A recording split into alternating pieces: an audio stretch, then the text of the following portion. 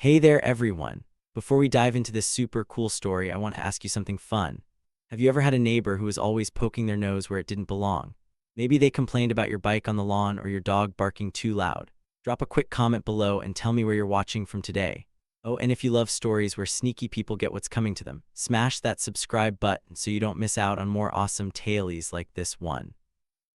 Now let's get started. Picture a quiet little neighborhood called Sunny Hills. Kids are riding bikes, birds are singing, and the grass is green as can be. It's the kind of place where you'd think nothing exciting ever happens. But for one guy named Jake Miller, things were about to get wild. Jake wasn't the kind of person who went looking for trouble. Nope, not at all. He was the guy who always smiled, waved at everyone, and made sure his front yard looked neat and tidy. If you walked by his house, you'd see flowers blooming by the porch and a mailbox that was never crooked. Jake was just nice. But here's the thing about Jake, he wasn't just a regular guy.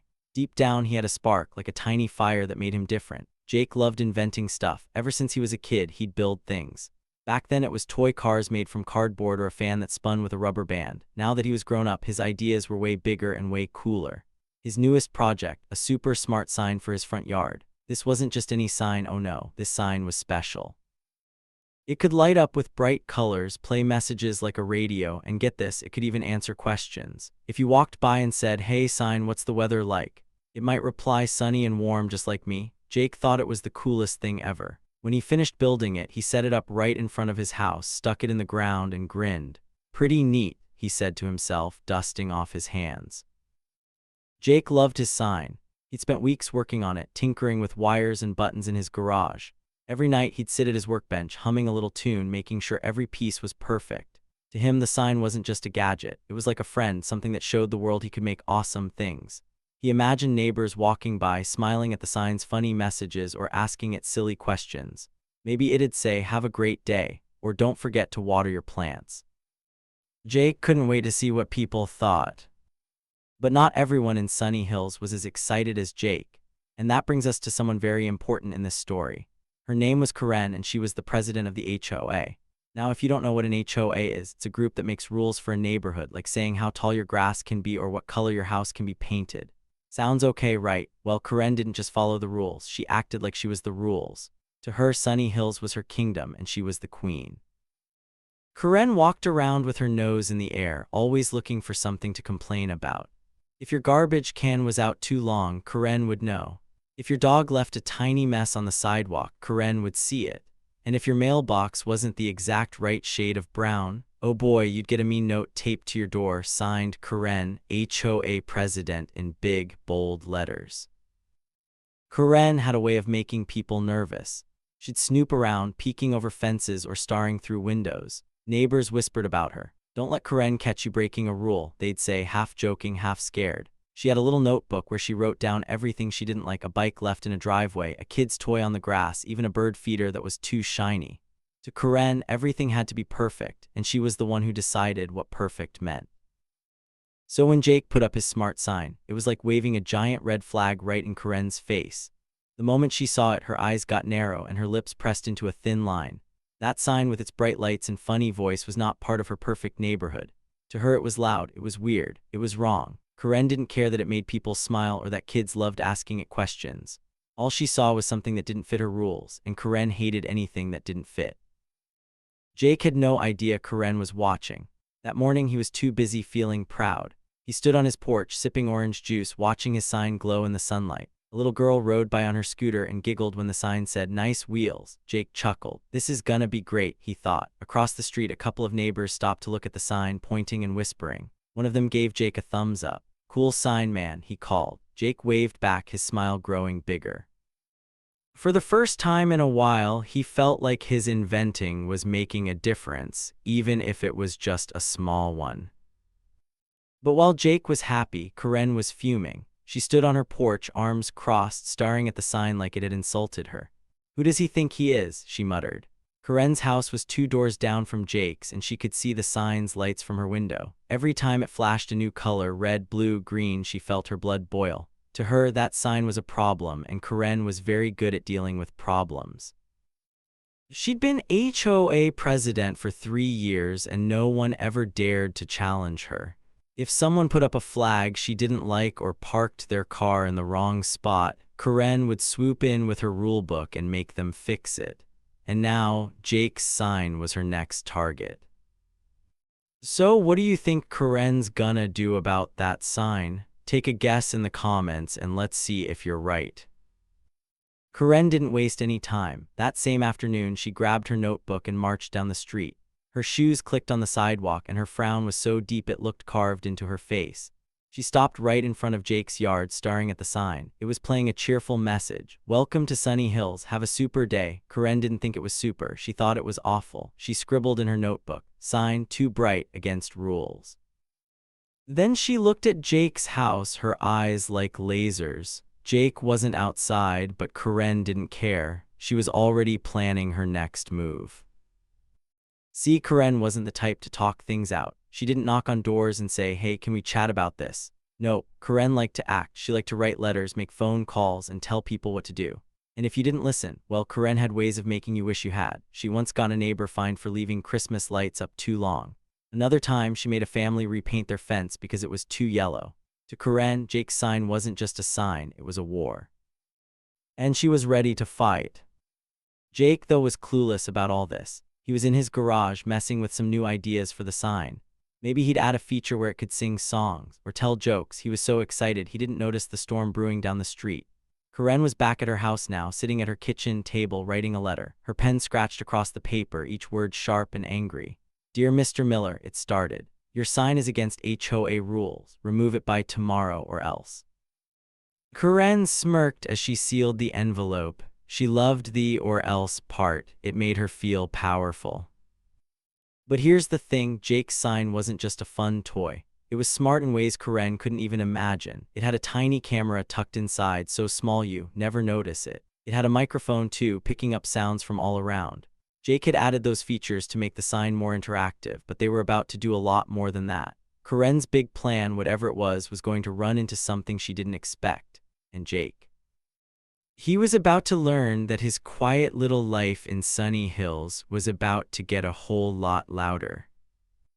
That night, Jake went to bed happy. He dreamed of his sign lighting up the neighborhood, making everyone laugh. He had no idea that Karen was plotting, scheming, thinking of ways to ruin his fun.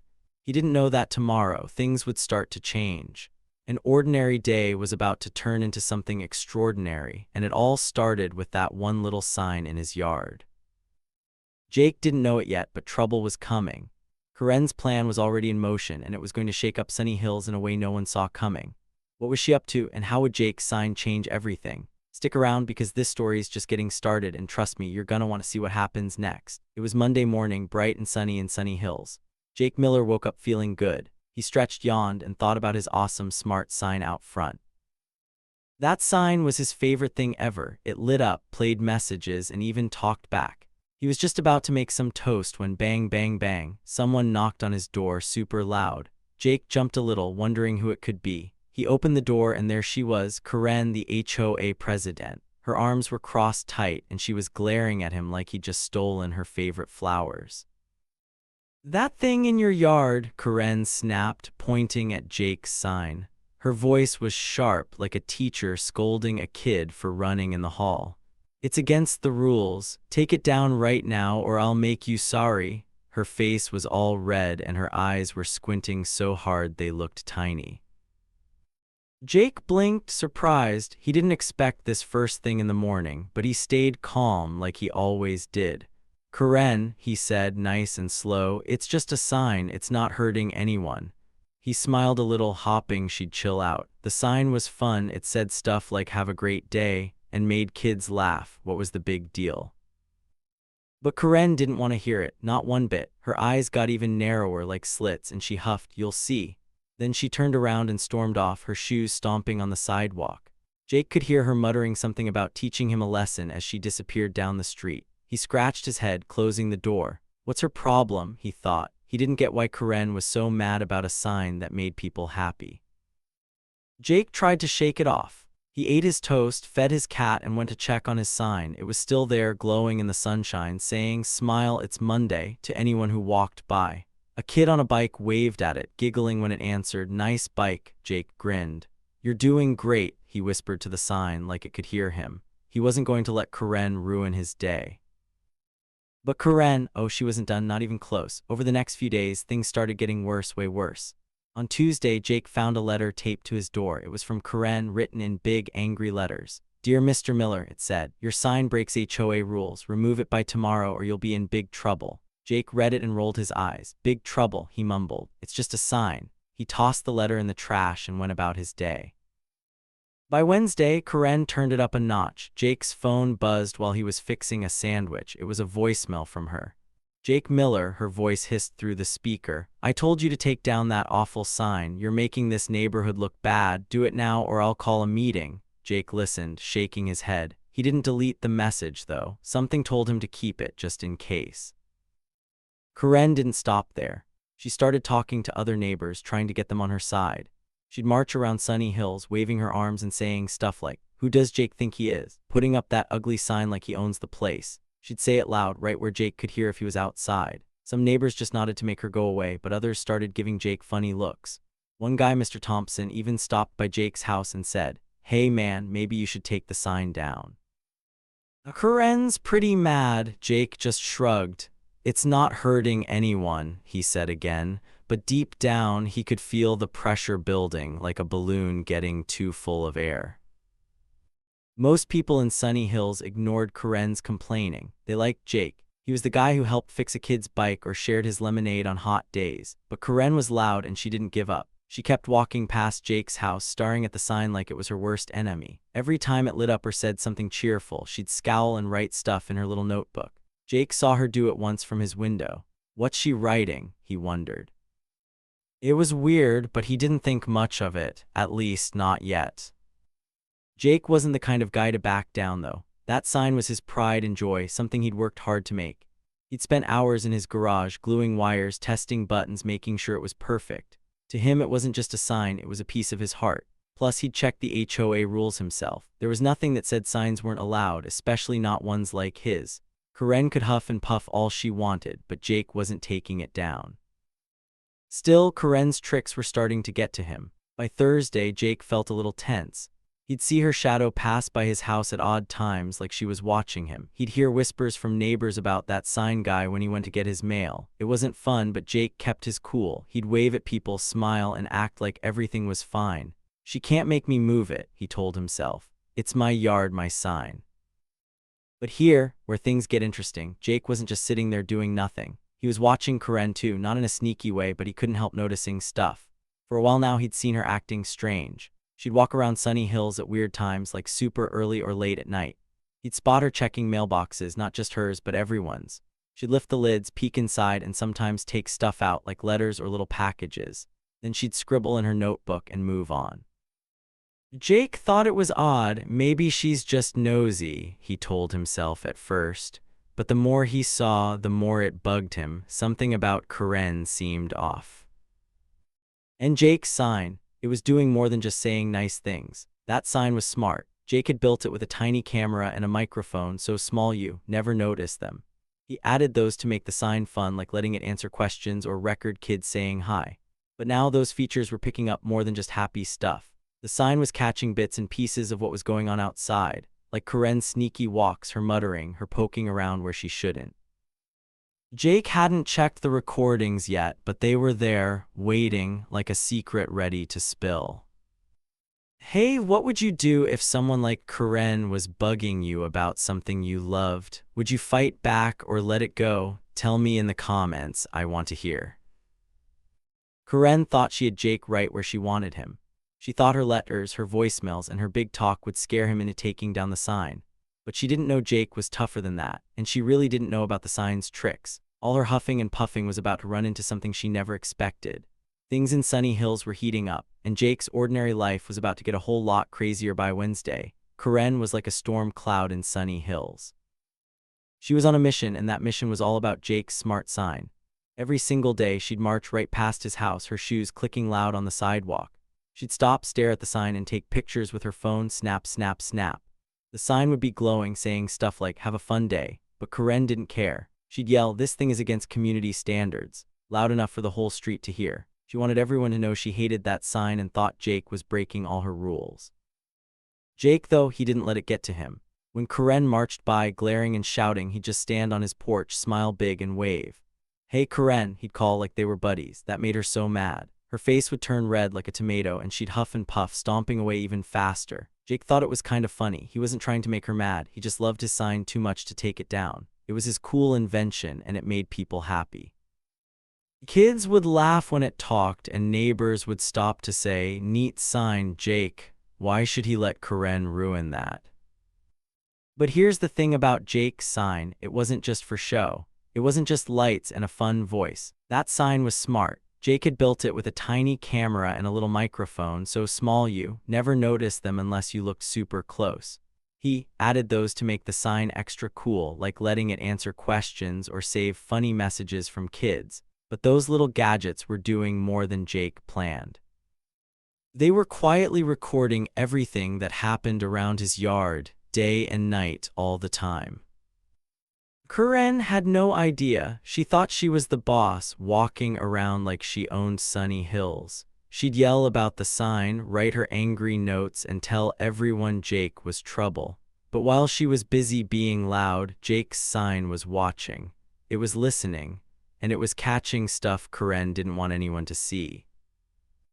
One night after dinner, Jake decided to check the sign's recordings. He wasn't looking for anything special, just curious to see what his invention had picked up. He sat at his kitchen table, opened his laptop, and started watching the videos the sign had saved. At first, it was all boring stuff. A dog barked at a squirrel. Some kids rode their bikes, laughing. A mail truck rolled by. Jake yawned, thinking, nothing exciting here. He was about to turn it off when something caught his eye. He leaned closer, squinting at the screen. It was late at night in the video, way past bedtime for most people. The street was dark, except for a streetlight buzzing nearby. And there, sneaking through the shadows, was Karen. Jake's eyes got wide. "What's she doing?" he whispered to himself. He watched as Karen tiptoed, not just by his house, but all over the neighborhood. She wasn't just walking, she was creeping, like she didn't want anyone to see her. Karen stopped at a mailbox across the street. She looked left, then right, like a spy in a movie. Then she opened the mailbox real slow and peeked inside. Jake's mouth dropped open. "No way," he said. Karen reached in, pulled out a letter, and stuffed it in her pocket. Then she moved to another mailbox, doing the same thing, opening it, looking, taking stuff. She even went up to a parked car, cupped her hands to peek through the window, and jiggled the door handle. Jake couldn't believe it. His heart was pounding now. The video kept going. Karen wasn't just at one house, she was everywhere. Mailbox after mailbox, car after car. Sometimes she'd take small things like envelopes or tiny packages. Other times she'd just look and move on, scribbling in her little notebook. Jake watched, frozen. "Is she stealing?" he whispered. It was hard to believe. Karen, the HOA president who acted so perfect, was sneaking around taking people's stuff. It didn't make sense, but the sign had caught it all, clear as day. Jake rewound the video and watched again just to be sure. Yup, there she was, same sneaky walk, same sneaky hands. He checked another night's recording, and there she was again, doing the same thing. It wasn't a mistake. Karen was up to something bad, and Jake's sign had proof. Not a lot of proof, not yet, but enough to make him wonder, enough to make him nervous. He leaned back in his chair, rubbing his eyes. What do I do now? He thought. Part of him wanted to run outside and tell everyone, but he stopped himself. He didn't have enough evidence to prove Karen was a thief.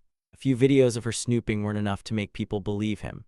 Karen was loud and bossy, sure, but she was also sneaky. If Jake said something too soon, she might twist it around, make him look like the bad guy. No, he had to be smart about this, just like his sign. Jake decided to keep it a secret for now. He'd let the sign keep recording, catching more of Karen's sneaky moves. Little by little, those videos were piling up like pieces of a puzzle. Every time Karen crept around, every time she took something, the sign saw it. Jake knew he had to wait for the right moment to show what he'd found. If he played it cool, Karen wouldn't suspect a thing. Hey, what would you do if you caught someone like Karen on camera? Would you tell everyone right away or wait for more proof? Drop your answer in the comments, I'm curious. Karen thought she was winning. She kept marching by Jake's house, taking her pictures, yelling her complaints. She'd tell neighbors that sign's got to go, and wave her rulebook like it was a magic wand. She even taped another mean note to Jake's door. Last warning, remove the sign or else. Jake just shook his head and added the note to his pile. He wasn't scared of Karen's or else. Not anymore. He knew something she didn't, and that made him feel a little braver every day. But the air in Sunny Hills was getting heavy, like before a big storm. Neighbors were starting to whisper. Some sided with Karen, saying the sign was too bright. Others stuck up for Jake, saying it was fun and harmless. Jake could feel everyone watching him, watching the sign, watching Karen. It was tense, like a game where no one knew the next move. Karen had no clue she was walking into a trap. She thought she was the smartest person in the neighborhood, thought she could boss Jake around and make his sign disappear. But Jake's sign was smarter than she was. It was quiet, it was patient, and it was catching every single one of her secrets. The tension was building higher and higher, and something big was coming. Jake could feel it. Sunny Hills wasn't going to stay sunny for long, not with Karen's sneaky ways and Jake's sign ready to spill the truth. It was Friday morning in Sunny Hills, and Jake Miller was feeling pretty good. He was sitting at his kitchen table, sipping hot coffee, the kind that smells so good it wakes you right up. His smart sign was still out front, glowing in the sunshine, saying, "Happy Friday," to everyone who passed by. Jake smiled, thinking about how much he loved that sign. It was his best invention yet, and no matter how much Karen complained, he wasn't taking it down. Then his phone buzzed, loud and sudden. Jake picked it up and saw a text from his neighbor, Mrs. Lopez. It said, "Jake, cops are here. Karen called 911 about your sign." Jake's eyes got wide. "Cops," he whispered. He put down his coffee and ran to the window, pulling the curtain aside. Sure enough, there were two police cars parked down the street, their lights flashing red and blue. A small crowd of neighbors was gathering, whispering and pointing. And right in the middle of it all was Karen, waving her arms like she was directing traffic. She was shouting, loud enough for the whole neighborhood to hear, "That sign's a nuisance. It's ruining everything. Arrest him." Jake's heart started beating fast, like a drum in his chest. For a second he felt nervous. The police for a sign, that was crazy, but then he took a deep breath and told himself to stay cool. He knew something Karen didn't. He had a secret weapon, his sign's videos. All week, that smart sign had been recording, catching every sneaky thing Karen did. Jake had proof, and now was the perfect time to use it. He grabbed his laptop from the counter where he'd saved all the sign's footage. His hands were a little shaky, but he felt ready. This was it, the moment he'd been waiting for. He slipped on his sneakers, opened his front door, and stepped outside. The air was warm, but the street felt tense, like everyone was holding their breath. Neighbors were standing on their lawns, watching. Kids peeked from behind fences. And Karen, she was still yelling, pointing at Jake's house like it was a crime scene. "There he is," she shouted when she saw Jake. "He's the one causing trouble." The two police officers looked tired, like they didn't want to deal with this. One was tall with a mustache, and the other was shorter, holding a notepad. They were standing near Karen, listening to her complain. The tall one saw Jake coming and walked over. "Sir," he said, his voice calm but serious, "this lady says your sign's causing a lot of problems. Says it's too loud, too bright, breaking rules. What's your side of the story?" Jake's heart was still racing, but he kept his face relaxed. He didn't want to look scared or mad. "Officers," he said, nice and polite, "I hear what she's saying, but before you decide anything, can I show you something?" He held up his laptop like it was a treasure map. The cops raised their eyebrows, curious. The short one nodded. "Go ahead," she said, "let's see it." Karen stopped shouting for a second, her eyes narrowing. "What's he doing?" she snapped. "This isn't about his silly computer, it's about that sign." But the cops ignored her, which made her huff even louder. Jake opened his laptop, his fingers moving fast but careful. He clicked on the folder labeled Sign Videos and picked the best one, the one that showed everything. He turned the screen so the officers could see, and he hit play. The video started, clear and bright on the laptop screen. It was nighttime in Sunny Hills, the street quiet and dark. At first nothing happened, just a cat running by, a streetlight buzzing. Then there she was, Karen. She crept into the frame, moving slow, looking over her shoulder like she was afraid of getting caught. The cops leaned in closer, watching. Jake glanced at Karen, and her face was starting to change. Her cheeks weren't red anymore, they were pale, like she'd seen a ghost. In the video, Karen stopped at a mailbox. She opened it, peeked inside, and pulled out a letter. She stuffed it in her pocket and moved to another mailbox, doing the same thing. Then she went to a car, looked through the window, and even took a small package left on someone's porch. The video kept going, showing her sneaking around night after night, taking things, scribbling in her notebook. It was all there, every sneaky move caught by Jake's sign. The neighbors who'd gathered started to whisper. Someone gasped, loud and sharp. "Is that Karen?" a lady said. "She's stealing," a kid shouted. The crowd got noisier, pointing at the screen. The cops didn't say anything yet, but their faces were serious now, their eyes glued to the video. Jake let it play, showing more clips, Karen at more mailboxes, more cars, more porches. It wasn't just one time, it was a pattern, and the sign had caught it all. Now, Jake finally stopped the video and looked at the officers. "That's what my sign recorded," he said, his voice steady. "I didn't know what she was doing until I checked the footage. I think you should know." The tall cop turned to Karen, his mustache twitching. "Ma'am," he said, slow and firm, "this isn't about a sign anymore. We've had calls all week about missing mail and packages in this neighborhood. Looks like we need to talk to you." Karen's mouth fell open like a fish out of water. Her eyes darted around from the cops to the neighbors to Jake. That's not me," she stammered, her voice all shaky. "He faked it. He made it up. That's not real." She waved her arms, trying to make everyone listen, but no one was buying it. The video was too clear, too perfect. The neighbors were shaking their heads, muttering things like, "I knew she was trouble," and "Poor Jake." The short cop wrote something in her notepad and looked at Karen. "Ma'am, you need to come with us," she said. "We've got some questions about this." The crowd gasped again, louder this time. Karen's face went from pale to white like paper. She took a step back, shaking her head. "No, no, no," she said. "You can't do this. I'm the HOA president." But the cops weren't listening. They stepped closer, calm but serious, and one put a hand on her arm.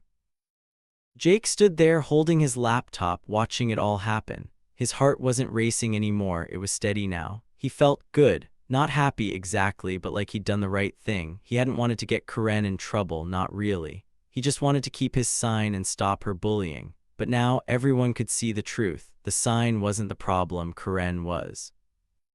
The neighbors were buzzing, talking fast. "Can you believe it?" one said. "She was stealing our stuff," said another. A kid tugged his mom's sleeve and asked, "Is Karen going to jail?" The mom shushed him, but everyone was thinking the same thing. Jake's sign had turned everything upside down, and Karen's big plan to get him in trouble had backfired big time. Karen was still arguing, her voice high and squeaky, but the cops were done talking. They led her toward their car, and the crowd watched, wide-eyed. Jake closed his laptop and took a deep breath. The sign was still there, glowing, saying, "Have a great day," like nothing had happened. Jake almost laughed. His little invention had just changed everything. By the end of that wild Friday, Sunny Hills was a different place.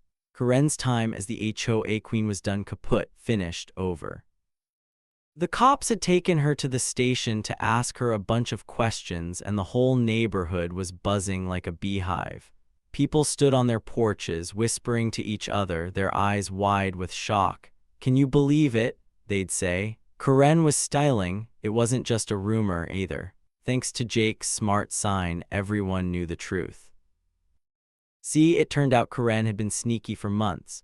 She'd been taking things from the neighborhood, little stuff at first, like letters from mailboxes or tiny packages left on doorsteps. She even swiped decorations, like a bunny statue from Mrs. Lopez's garden and a wreath from Mr. Thompson's door. Karen thought no one would notice. She thought she was too smart to get caught, but she was wrong. Jake's sign, with its tiny camera and microphone, had seen it all. It caught her red-handed, sneaking around in the dark, grabbing things that weren't hers. Now, because of that sign, the whole neighborhood knew what she'd done. The news spread fast like a wildfire. By dinnertime, everyone was talking about it. Kids ran around, shouting, "Karen's in trouble." Grown-ups shook their heads, saying, "I always knew she was up to no good." Jake heard it all from his porch, where he sat with a glass of lemonade. He didn't say much, just listened. Deep down, he felt good, not because Karen got caught, but because the truth was finally out. His sign wasn't just a cool toy anymore. It was a hero. That night, the HOA had an emergency meeting. Everyone squeezed into the community center, sitting on folding chairs, talking over each other. Karen wasn't there. She was still at the police station, but her name was on everyone's lips. The neighbors were mad. "She bossed us around for years," said one lady. "And she was stealing our stuff," said a man. They didn't want Karen as their president anymore, not after what she'd done. So they took a vote. It was quick and loud. All in favor of kicking Karen out, raise your hand, the vice president shouted. Every single hand went up like a forest of arms. It's settled, he said. Karen's out. The room cheered, clapping and whooping. They picked a new president right then, Mrs. Lopez, who was nice and fair. Everyone agreed she'd do a better job. And just like that, Karen's reign was over. No more mean notes, no more snooping, no more yelling about rules. As for Jake's sign, it stayed right where it was, glowing in his front yard. Nobody complained about it anymore, not one peep. In fact, it became a neighborhood legend. Kids called it the talking sign and begged to ask it questions. Grown-ups walked by and smiled, saying that thing's pretty cool. Some even took pictures with it like it was famous. Jake loved seeing it. His sign wasn't just his pride and joy now, it was Sunny Hill's pride too. People started treating Jake differently after that day. Neighbors who used to ignore him or give him funny looks began stopping by his house. "Man, that was awesome," said Mr. Thompson, giving Jake a high five. "You showed her," said a lady who lived down the street. Even the kids were excited, saying, "Jake, your sign's